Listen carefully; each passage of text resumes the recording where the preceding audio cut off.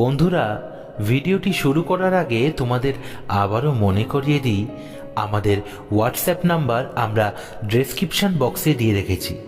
সেখানে কিন্তু তোমরা তোমাদের অনুভূতির কথা আমাদের সাথে শেয়ার করতে পারো এবং সেই অনুভূতির কথা আমরা সকল বন্ধুর মাঝখানে তুলে ধরব।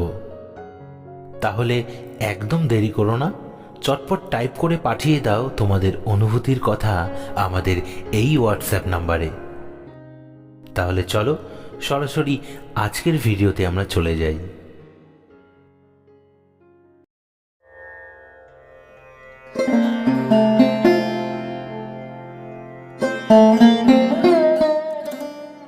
সময়ের চেয়ে বড় কোনো ঔষধ পৃথিবীতে নেই। কত ক্ষত, কত ব্যথা, কত অভিমান, অভিশাপ, কতটা নিঃসঙ্গতা বুকে চেপে রেখে মানুষ একসময় একা বাঁচতে শিখে যায়। সে খবর কখনোই কারোর কাছে পৌঁছায় না। সময় একসময় জগতের সকল ক্ষত মুছে ফেলে।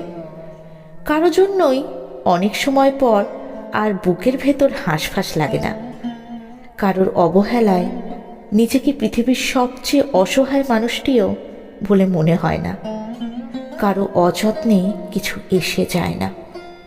সময়ের বিনিয়োগ মানুষকে ঘুরে দাঁড়াতে শেখায়, বুঝতে শেখায়।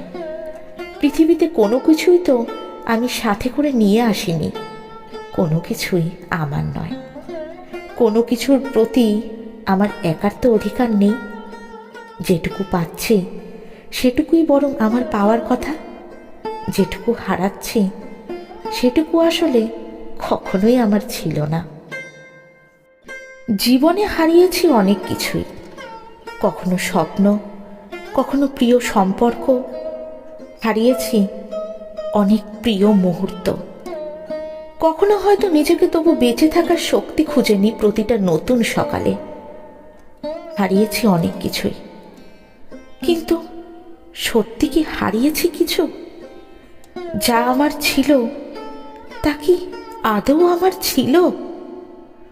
জীবন যেন প্রশ্ন, যার উত্তর আজও খুঁজে বেড়াই।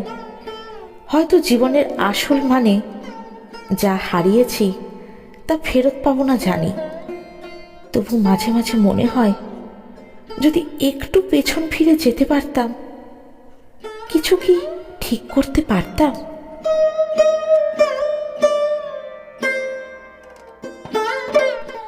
তো বন্ধুরা, এই ছিল আমাদের আজকের ভিডিওটি কেমন লাগলো অবশ্যই কিন্তু আমাদেরকে কমেন্ট করে জানিও।